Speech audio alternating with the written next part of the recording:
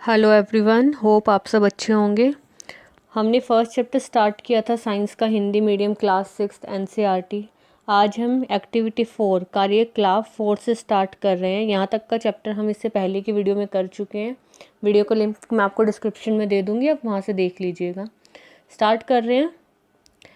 कार्यकलाप 4 सारणी 1.3 में सूचीबद्ध सभी खाद्य पदार्थों में से उन संगठक क्या थे जो चीज़ हमें खाना बनाने के लिए चाहिए होती है। जैसे चावल बनाने के लिए चावल और पानी चाहिए, तो चावल के संगठक क्या है? चावल और पानी।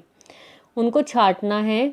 इन जिनका मुख्य स्रोत पौधे हैं, मतलब जो ऐसे इंग्रेडिएंट्स, ऐसे संगठक जिनका स्रोत पौधे हैं, ये पौधे के किन भाग से प्राप्त होते हैं? इन खाद्य पदार्थों और पौधे के भागों की सारणी 1.4 के अनुसार सूचीबद्ध कीजिए। यहाँ आपको एक टेबल गिवन है, इसमें आपको बता रखा है इस तरह से आपको टेबल बनानी भी है। जैसे कि बैंगन का भरता हमारा खाद्य पदार्थ होगा। उसके संगठन और स्रोत, मतलब संगठन मतलब क्या क्या चीज़ें चाहिए बैंगन का भरता बनाने के लिए? बैंगन चाहिए, मसाले चाहिए, तेल, सोयाबीन का तेल या कुछ भी चाहिए होगा, इस तरह से ऑयल चाहिएगा। और इसका स्रोत क्या है? फल। इसका स्रोत क्या है? पौधा, एनिमल्स के फल के रूप में। जैसे कि किसी भी प्लांट का आप कहोगे सब्जी, आप फल क्यों बोल रहे हो? तो जो भी पौधा है उसने हमें जो भी दिया है वो उस पौधे का फल माना जाता है। जैसे कि बैंगन के पौधे पर बैंगन उगेंगे तो बैंगन उस पौधे का फल है। तो ये कौन सा पार्ट है? ये उसका फल का पार्ट है। इसी तरह से आपको बनाना है। जैसे कि हम बोले कि पालक की सब्जी, यहाँ पर खाद्य पदार्थ में एक एग्जाम्पल डाल सकते हैं, पालक की सब्जी। उसके संगठन क्या होंगे? पालक का पत्ता, मिर्ची, मसाले, घी, तेल, इस तरह से हम उसके संगठक लिख सकते हैं। उसके स्रोत क्या लिखेंगे? पौधे, प्लांट से मिलता है। और पौधे का कौन सा भाग? हम लिखेंगे पत्ता। पालक में मेन हम पत्ता यूज़ करते हैं, तो हम उसका स्रोत लिखेंगे पत्ता, कि कौन सा पौधे का कौन सा भाग? पत्ता। इसके बाद है आगे नेक्स्ट एक्टिविटी कर रहे हैं, इसमें हम सीखेंगे स्प्राउट्स बनाना। स्प्राउट्स अगर आप लोग समझते हैं, स्प्राउट्स क्या होते हैं, आप लोगों ने खाए होंगे। हिंदी में बोलते हैं इनको अंकुरित मूंग, अंकुरित अनाज, उसको स्प्राउट्स बोलते हैं। पढ़ते हैं एक्टिविटी 5। मूंग अथवा चने के कुछ सूखे बीज लीजिए। अब इनमें से कुछ बीजों को जल से भरकर एक पात्र में डाल दीजिए तथा 1 दिन के लिए छोड़ दीजिए। अगले दिन जल को पूरी तरह निकालिए और बीजों को गिलास में ही रहने दीजिए। उन्हें गीले कपड़े में लपेटकर एक ओर रख दीजिए। अब क्या आपको बीजों में परिवर्तन दिखता है? क्या एक छोटी सी संरचना बीज के बाहर निकल कर आती है? यदि हाँ, तो बीज अंकुरित हो रहे हैं।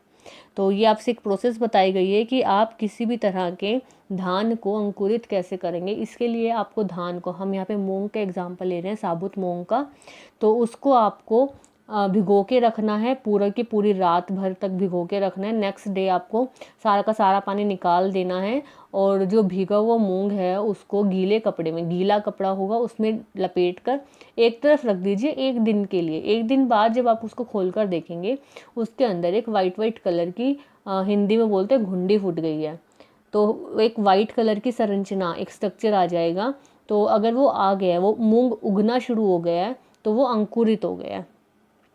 यदि नहीं आया है अगर ऐसा कुछ, तो आप उसको ये प्रोसेस सेम रिपीट कीजिए। अगर मूंगों में ऐसी एक संरचना वाइट कलर की नहीं आई है, तो आप फिर से ये प्रोसेस कीजिए, आ जाएगी। आगे पढ़ते हैं। यदि नहीं, तो बीजों को पानी से धोए, पानी निकाल दें और गीले कपड़े से ढककर अगले दिन के लिए उन्हें छोड़ दें। क्या उस दिन आपको बीजों के बाहर निकलता हुआ एक छोटा सा अंकुर दिखाई देगा? अंकुरों को सावधानी से धोकर इन्हें आप खा सकते हैं, ये उबाले भी जा सकते हैं। इनमें कुछ मसाले मिलाकर खाने पर इन एक स्वादिष्ट अल्पाहार तैयार हो जाता है। मतलब जो ये उगे हुए मूंग होते हैं, आप इनको डायरेक्ट भी खा सकते हैं, थोड़ा सा बॉयल करके, उबाल कर भी खा सकते हैं, या थोड़ा सा चाट सा बनाकर भी खा सकते हैं। वो आपके ऊपर डिपेंड करता है। बहुत हेल्दी स्नैक होता है ये। मम्मियाँ वैसे मेनली सब बच्चों को देती हैं इस तरह के स्नैक्स। क्या आप जानते हैं कि शहद कहाँ से आता है? नेक्स्ट एक्टिविटी है, नेक्स्ट हम कर रहे हैं शहद के बारे में। शहद कहाँ से आता है? मधुमक्खियाँ बनाती हैं। मधुमक्खियाँ कहाँ से बनाती हैं? फूलों का रस लेकर, फूलों में से एक रस लेती हैं, उससे शहद बनाती हैं। क्या आप जानते हैं कि शहद कहाँ से आता है या कैसे उत्पादित होता है? क्या आपने मधुमक्खियों का छत्ता देखा है जहाँ बहुत सारी मधुमक्खियाँ भिनभिनाया करती हैं? मधुमक्खियाँ फूलों से मकरंद, मकरंद होता है जो फूलों का जूस होता है, मीठा रस जो हम नहीं निकाल सकते, मधुमक्खियाँ ही निकाल सकती हैं फूलों में से, और उस मीठे मकरंद से, मीठे रस से उसको मकरंद बोला जाता है। नाम ध्यान रखना, मकरंद। उस मकरंद से ही शहद बनता है। मकरंद एकत्रित करती है तथा इसे अपने छत्ते में भंडारित होते इकट्ठा करना। फूलों और उस मकरंद वर्ष में केवल कुछ ही समय उपलब्ध होता है, मतलब हर टाइम हर मौसम में फूलों में मकरंद नहीं होता, सिर्फ कुछ ही टाइम होता है। अतः मधुमक्खियाँ इस मकरंद का भंडारण होते इकट्ठा कर लेना ताकि पूरे वर्ष इसका उपयोग किया जा सके। हम ऐसे छत्ते को मधुमक्खियों द्वारा भंडारित भोजन का शहद के रूप में उपयोग करते हैं। तो हम जो शहद लेते हैं, हम मधुमक्खियों द्वारा अपने छत्ते में इकट्ठा किया हुआ शहद का ही भोजन के रूप में उपयोग करते हैं। नेक्स्ट आपका टॉपिक है जंतु क्या खाते हैं, मतलब एनिमल्स क्या खाते हैं। अभी तक तो हमने ह्यूमंस की बात कर ली कि इंसान क्या खाते हैं, अब बात करेंगे कि जानवर क्या खाते हैं, जंतु क्या खाते हैं। क्या आपके घर में कोई ऐसा पालतू पशु है जिसकी आप देखभाल करते हो, जैसे कुत्ता, बिल्ली, भैंस या बकरी? फिर आपको इसकी जानकारी अवश्य होगी। मतलब अगर आपके घर में कोई पेट एनिमल है, कोई पालतू जानवर है, तो आपको पता ही होगा जानवर क्या खाते हैं। आपका पालतू जानवर क्या खाता है, अन्य जीव जंतु क्या खाते हैं। क्या आपने कभी गिलहरी को, कबूतर, छिपकली या छोटे कीटों को खाना खाते हुए देखा है कि वो क्या खाते हैं? एक्टिविटी कर रहे हैं, इसी से रिलेटेड हम एक्टिविटी 6 है ये। सारणी 1.5 में अनेक जंतुओं के नाम लिखे हैं, उनमें से कुछ जंतुओं द्वारा खाए जाने वाला भोजन भी लिखा है। सारणी के अतिरिक्त स्थानों को पूर्ण कीजिए। इन्होंने कुछ एग्जाम्पल्स दिए हैं, हम ये देखते हैं। जैसे कि यहाँ पर भैंस का एग्जाम्पल दिया है इन्होंने। भैंस क्या खाती है? घास, खली, भूसा, अनाज, पत्ती। बिल्ली क्या खाती है? छोटे जंतु, पक्षी, दूध। इसी तरह से आपको बाकी के जानवर का भी अपनी तरह से पता करके लिखना है।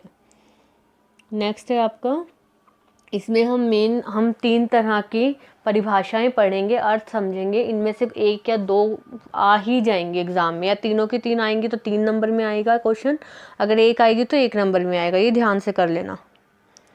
फिर से सारणी 1.5 का अध्ययन से देखा कि इसने जंतुओं को 3 वर्णों में विभाजित किया है, मतलब एनिमल्स को 3 भागों में बांटा गया है। पहले वर्ण में केवल उन जंतुओं का नाम लिखा है जो केवल पौधे अथवा पादप उत्पाद खाते हैं, मतलब जो सिर्फ और सिर्फ प्लांट्स वाली चीज़ें खाते हैं। इन्हें शाकाहारी जंतु कहते हैं। सबको पता है शाकाहारी जंतु कौन होते हैं? जो सिर्फ और सिर्फ प्लांट से मिलने वाली चीज़ें खाते हैं। यहाँ कुछ ऐसे जंतु हैं, अच्छा कुछ ऐसे प्राणी भी हैं जो दूसरे जंतु को खाते हैं। जो दूसरे जानवरों को खाते हैं उनको क्या बोला जाता है? मांसाहारी जंतु। क्या आप कुछ ऐसे जंतु को जानते हैं जिनका भोजन पौधों और जंतु दोनों पर ही होते हैं? इन्हें तीसरे वर्ग में रखिए, इन्हें सर्वाहारी जंतु कहते हैं। अब बताओ इंसान क्या है? आप सिर्फ अपना एग्जाम्पल मत लेना, आप पूरी इंसान जाति का एग्जाम्पल लेना। हम पेड़ पौधों से मिलने वाली सारी चीज़ें खाते हैं, हम दूध भी लेते हैं, हम अंडा भी खाते हैं, हम मीट भी खाते हैं, हम फिश भी खाते हैं, हम हर तरह की चीज़ खाते हैं, चाहे वो एनिमल से मिले चाहे वो प्लांट से मिले। तो सबसे बड़ा एग्जाम्पल सर्वाहारी का क्या होगा? इंसान। इन्होंने नीचे एग्जाम्पल्स दिए हैं। शाकाहारी में गाय आ गया, मांसाहारी में शेर आ गया और सर्वाहारी में कौवा आ गया। सर्वाहारी में मनुष्य आ सकता है, मांसाहारी में चीता आ सकता है और शाकाहारी में हिरन आ सकता है। एक और एग्जाम्पल अगर आपको चाहिए तो। इसके बाद लास्ट पे पहुंच गए हैं हम जानते हैं कि हम में से बहुत से लोग ऐसे हैं जिन्हें पर्याप्त भोजन नहीं मिलता। बहुत सुना होगा आप लोगों ने कि इंडिया में सभी लोगों को खाना नहीं मिलता, बहुत सारे लोग रात को भूखे पेट सोते हैं। हमें ऐसे उपाय खोजने की आवश्यकता है जिनके द्वारा देश में अधिक से अधिक खाद्य पदार्थ उत्पादन किए जा सके। यही प्राप्त नहीं होगा, बल्कि हमें ऐसे उपाय भी खोजने चाहिए जिनसे यह सुनिश्चित हो सके कि यह भोजन हम में से प्रत्येक को आसानी से उपलब्ध हो सके। मतलब सबसे पहले तो हमें फूड की प्रोडक्शन इंक्रीज़ करनी होगी कि खाना सबसे ज़्यादा से ज़्यादा उग सके हमारे इंडिया में, और उसके बाद ये खाना लोगों तक पहुँच भी जाए, इस चीज़ के लिए भी सोचना होगा। ये चैप्टर ख़त्म होता है यहाँ पर। होप आप लोगों को समझ आया होगा। नेक्स्ट चैप्टर हम नेक्स्ट वीडियो में करेंगे। तब तक के लिए स्टडीज़ करते रहिए एंड थैंक यू।